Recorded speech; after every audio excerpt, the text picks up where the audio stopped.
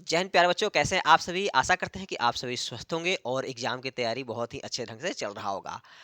इस सेशन में हम लोग देखने वाले हैं कुछ महत्वपूर्ण क्वेश्चन। जैसे हमारा टारगेट है 300 इंपॉर्टेंट ऑब्जेक्टिव क्वेश्चन कराने का, वीवीआई क्वेश्चन कराने का, ठीक है ना। तो उस 300 के सीरीज में हम इस वीडियो में कुछ क्वेश्चन देखेंगे, यानी कि लगभग 15 से 20 क्वेश्चन देखेंगे। और ऐसे ही छोटा छोटा वीडियो, यानी कि 15 15 या 20 क्वेश्चन का वीडियो हम पर डे अपलोड करते रहेंगे। एग्जाम से पहले तक 300 इंपॉर्टेंट क्वेश्चन हम लोग इस चैनल पे देख लेंगे। जितने भी क्वेश्चन होंगे सारे के सारे क्वेश्चन बाबू इंपॉर्टेंट होंगे, ठीक है ना। हर एक क्वेश्चन वीवीआई होने वाला है। सारे क्वेश्चन का तैयारी आप लोग बढ़िया से कीजिएगा, ठीक है। तो यहाँ पे जैसे पहला क्वेश्चन है, पहला क्वेश्चन देख लीजिए। ये आप सभी के सामने पहला क्वेश्चन है कि 10 ओम और 15 ओम के दो प्रतिरोधों को श्रेणी क्रम में जोड़ने पर समतुल्य प्रतिरोध क्या होगा। ऑप्शन है 10 ओम, 2/3 ओम, 25 ओम, और यहाँ पे 10 ओम की को 15 ओम कर देते हैं, ठीक है ना। 15 ओम। चलिए, चार ऑप्शन है, बताना है कि इनको जोड़ेंगे तो समतुल्य प्रतिरोध क्या होगा। तो देखिएगा यहाँ पे जो पहला है 10 ओम, इसको मान लेते हैं ये है R1। R1 इक्वल टू 10 ओम हो गया, ठीक है ना। ये ओम का सिंबल है। R2 है, R2 इक्वल टू 15 ओम है। और समतुल्य प्रतिरोध को जोड़ा जाए इसका, तो बाबू देखिएगा श्रेणी क्रम में होता है R equal to R1 plus R2 plus dot dot dot, ये जितना प्रतिरोध होगा उसको जोड़ लिया जाएगा। तो यहाँ पे देखिएगा हमारे पास दो प्रतिरोध है, एक है 10 ओम का और एक है 15 ओम का। तो 15 10 हो जाएगा 25। तो पहला ऑप्शन हो जाएगा यहाँ पे 25। देखिएगा कहीं है, हाँ, ऑप्शन सी हो जाएगा 25 ओम, ठीक है ना। समतुल्य प्रतिरोध में सीधे सीधे उसको जोड़ दिया जाता है, किसमें, अगर श्रेणी क्रम में हो तो, ठीक है ना। वही अगर समानांतर क्रम में होगा तो 1/R1 plus 1/R2 plus dot dot dot करेंगे। और यहाँ पे श्रेणी क्रम में है तो R equal to R1 plus R2 कर दिया जाएगा। ये हो गया फर्स्ट क्वेश्चन। अब देखा जाएगा सेकंड क्वेश्चन।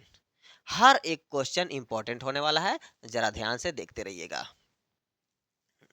सेकंड क्वेश्चन है बाबू, आप सभी के सामने देखिएगा। ये रहा सेकंड क्वेश्चन। सेकंड क्वेश्चन है, यहाँ पर देखिएगा, बोल रहा है कि निम्नांकित में से कौन पुनर्उद्भवन का उदाहरण है। देखिए हाइड्रा और प्लेनेरिया जो होता है पुनर्उद्भवन का एग्जाम्पल होता है, ठीक है ना। यानी कि हाइड्रा और प्लेनेरिया में होता है। तो यहाँ पे हाइड्रा ऑप्शन में है, प्लेनेरिया नहीं है। तो ये हो जाएगा हाइड्रा आंसर। बोल कह रहा है निम्नलिखित या निम्नांकित में से कौन पुनरुद्भवन का उदाहरण है, तो हाइड्रा हो जाएगा पुनरुद्भवन का उदाहरण। चलिए नेक्स्ट क्वेश्चन। नेक्स्ट क्वेश्चन देखिए बाबू।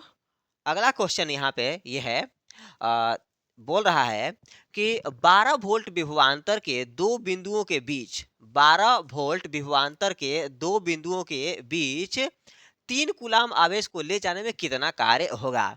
कितना कार्य होगा, तो इसको देखिएगा। ये हो जाएगा 12 गुणे 3, 12 गुणे 3। क्यों, तो देखिएगा बाबू, यहाँ पर जैसे यहाँ पे है VAB इक्वल टू 12 वोल्ट, ठीक। और यहाँ पर A इक्वल टू 3 कूलम है, ठीक। तो इसको गुणा करेंगे 12 तिहाई 36, 12 तिहाई 36, और वोल्ट ये हो जाएगा तो जूल होगा, ठीक है ना। तो 12 तिहाई 36 जूल, ऑप्शन हो जाएगा सी, ठीक है।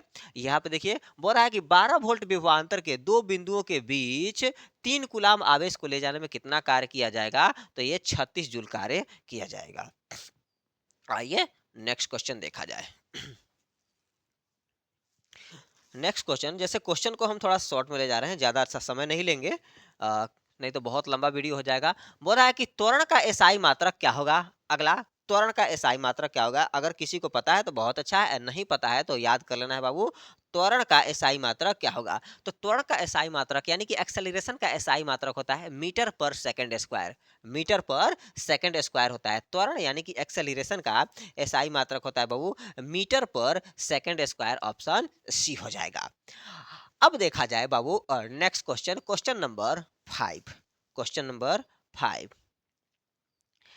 नंबर 5 कह रहा है कि दाब बल तथा क्षेत्रफल में क्या संबंध है? बताना है कि दाब बल और क्षेत्रफल में क्या संबंध है। किसी को पता है तो कमेंट करके जवाब दीजिए। दाब बल तथा क्षेत्रफल में क्या संबंध है? जैसे देखिएगा यहाँ पे दाब बराबर है बल गुणे क्षेत्रफल।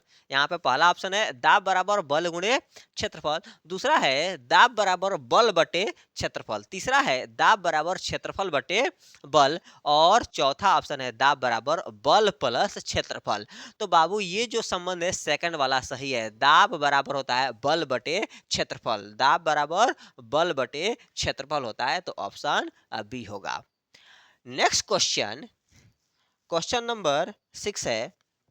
यहाँ पे बोल रहा है कि विद्युत फ्यूज काम करता है, यानी कि विद्युत फ्यूज किस सिद्धांत पर काम करता है? तो देखिएगा विद्युत धारा के, यानी कि धारा के उष्मीय प्रभाव पर, धारा के रासायनिक प्रभाव पर, धारा के चुंबकीय प्रभाव पर, और चौथा है किसी पर भी, यानी कि इनमें से कोनों पे, ठीक है ना, यानी कि सभी पे। ठीक, तो यहाँ पर देखिएगा बाबू ऑप्शन होगा पहला, ठीक है ना, धारा के उष्मीय प्रभाव पर। धारा के उष्मीय प्रभाव पर जब ज्यादा वोल्टेज आता है तो वो गल के पिघल जाता है, ठीक है ना, पिघल के टूट जाता है। चलिए, तो ये होगा बाबू विद्युत फ्यूज धारा के उष्मीय प्रभाव पर कार्य करता है। ऑप्शन ए हो जाएगा।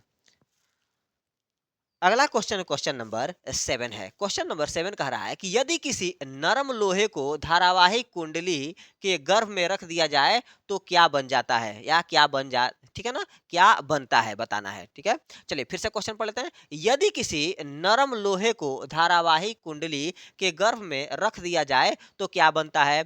ऑप्शन पहला है सामान्य चुंबक, सेकंड है विद्युत चुंबक, और थर्ड है कोई चुंबक नहीं बनेगा, और फोर्थ है बाबू इनमें से कोई नहीं। चार ऑप्शन है, बताइएगा कि अगर नरम लोहे को धारावाहिक कुंडली के बीच में रख दिया जाता है तो कौन सा चुंबक बनेगा या नहीं बनेगा। सातवां नंबर बाबू बताइएगा, क्वेश्चन सातवां। तो देखिएगा बाबू, अगर नरम लोहे को किसी कुंडली के बीच में रख दिया जाएगा ना तो विद्युत चुंबक बनता है। विद्युत चुंबक बनता है, याद रखना है, विद्युत चुंबक बनता है।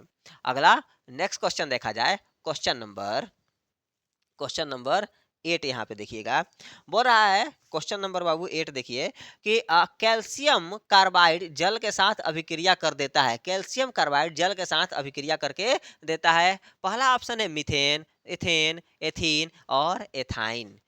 मिथे म- क्या है? मीथेन है, इथेन है, एथीन है और एथाइन। बताना है कि कैल्शियम कार्बाइड जल के साथ अभिक्रिया करके क्या देता है। किसी को पता है तो बताइए बाबू क्या देता है। तो देखिए बाबू एथाइन देता है। क्या देता है? एथाइन। ऑप्शन डी होगा, एथाइन देता है। कैल्शियम कार्बाइड जल के साथ अभिक्रिया करके एथाइन देता है। अगला क्वेश्चन, क्वेश्चन नंबर 9 है। क्वेश्चन नंबर 9 है कि 1 किलोवाट बराबर होता है बाबू, 1 किलोवाट तुल्य है, 1 किलोवाट तुल्य है, यानी कि 1 किलोवाट बराबर होता है कितना? तो 1 किलोवाट बराबर बाबू देखिए ऑप्शन दिया है 3600 joule, 3.6 into 10 to the power 6 joule, 36 गुणे 10 के पावर 6 जूल, और यहाँ पे 36 जूल। तो यहाँ पे होगा 3.6 into 10 to the power 6 joule, यानी कि 3.6 गुणे 10 के पावर 6 जूल। कितना? 3.6 गुणे 10 के पावर 6 जूल बराबर होता है 1 किलो वाट। याद करके रखना है बाबू, हर एक क्वेश्चन इंपॉर्टेंट है। केवल 300 क्वेश्चन करना है हम लोगों को, हर क्वेश्चन इंपॉर्टेंट होने वाला है। अगला है कि नाभिकीय ऊर्जा प्राप्त करने हेतु आवश्यक है। नाभिकीय ऊर्जा प्राप्त करने हेतु क्या आवश्यक है? तो नाभिकीय ऊर्जा प्राप्त करने के लिए ऑप्शन दिया हुआ है कि सिलिकॉन, क्रोमियम, यूरेनियम और एल्यूमिनियम। तो देखिए बाबू पहला, दूसरा और चौथा ये नहीं होगा, यूरेनियम। यूरेनियम से नाभिकीय ऊर्जा प्राप्त किया जाता है। किसे? यूरेनियम से नाभिकीय ऊर्जा प्राप्त किया जाता है, इसलिए ऑप्शन हो जाएगा सी। चलो अगला क्वेश्चन देखा जाए। अगला क्वेश्चन जो बाबू यहाँ पे है, बोल रहा है कि देखिएगा अगला जो क्वेश्चन यहाँ पे है कि जल से होकर विद्युत धारा प्रवाहित करने पर, जल से होकर विद्युत धारा प्रवाहित करने पर जल का अपघटन होता है, H2 और O2 मुक्त होता है। तो H और O के आयनों का अनुपात क्या होगा? तो आयनों का अनुपात होगा बाबू 2:1। कितना? आयनों का अनुपात होगा 2:1। याद करके रखना है। जब अपघटन होगा तो आयनों का अनुपात होगा जिसमें कि यानी कि हाइड्रोजन और ऑक्सीजन के आयनों का अनुपात होगा 2:1। Question number 12। क्वेश्चन नंबर 12 बोल रहा है कि टिंडल प्रभाव प्रकाश की कौन सी परिघटना को प्रदर्शित करती है? बताना है। अगला ये वाला क्वेश्चन का आंसर आप सभी को पता होगा कि टिंडल प्रभाव प्रकाश की कौन सी परिघटना को प्रदर्शित करती है? पहला है प्रकाश का परावर्तन, दूसरा प्रकाश का अपवर्तन, तीसरा है प्रकाश का विक्षेपण और चौथा है प्रकाश का प्रकीर्णन। 12वां क्वेश्चन है बाबू, बताइएगा। ठीक है, बोल रहा है कि टिंडल प्रभाव प्रकाश की कौन सी घटना को कौन सी घटना परिघट कौन सी परिघटना को प्रदर्शित करता है? तो ऑप्शन हो जाएगा बाबू प्रकाश का प्रकीर्णन, ऑप्शन डी। 12वां का ऑप्शन डी हो जाएगा। ठीक है ना। अब आते हैं अगला क्वेश्चन, देखिए क्वेश्चन नंबर 13। क्वेश्चन नंबर 13 बोल रहा है कि भोजन का पचना तथा पकाना किस प्रकार की अभिक्रिया है? भोजन का पचना या भोजन को पकाना किस प्रकार की अभिक्रिया है? तो देखिएगा बाबू, भोजन का पचना या भोजन का पकाना किस प्रकार का अभिक्रिया है बताना है। तो ये है उपचयन अभिक्रिया। भोजन का पचना या भोजन को पकाना दोनों ही उपचयन अभिक्रिया के अंतर्गत आता है।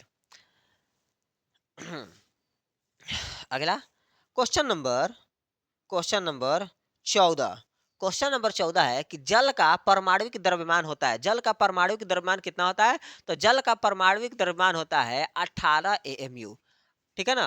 जल का परमाणुक द्रव्यमान 18 होता है बाबू, 18 एएमयू होता है। जल या परमाणविक द्रव्यमान 18 एएमयू होता है। नेक्स्ट क्वेश्चन है क्वेश्चन नंबर 15। क्वेश्चन नंबर बाबू 15 यहाँ पे देख लीजिए। बोल रहा है कि एक गाड़ी का ओडोमीटर क्या मापता है? एक गाड़ी है तो गाड़ी में जो ओडोमीटर लगा होता है तो ओडोमीटर क्या मापता है? तो ओडोमीटर दूरी को मापता है। ओडोमीटर दूरी को मापता है। ये 15 इंपॉर्टेंट क्वेश्चन हो गया। अब नेक्स्ट वाले वीडियो में फिर हम 15 इंपॉर्टेंट क्वेश्चन या 15 या 20 इंपॉर्टेंट क्वेश्चन देखेंगे। ऐसे ही लगातार वीडियो अपलोड होता रहेगा। आप सभी देखते रहिए और अपने एग्जाम की तैयारी शानदार ढंग से करते रहिए। ठीक है ना। और हमारा जो व्हाट्सएप चैनल है उसका लिंक डिस्क्रिप्शन में दिया हुआ है। आप सभी वहाँ पे जाके उसको फॉलो कर लीजिए ताकि जितने भी अपडेट हम दें आप सभी को वहाँ पे मिलता रहे समय समय पर। ठीक है ना। तब तक के लिए धन्यवाद।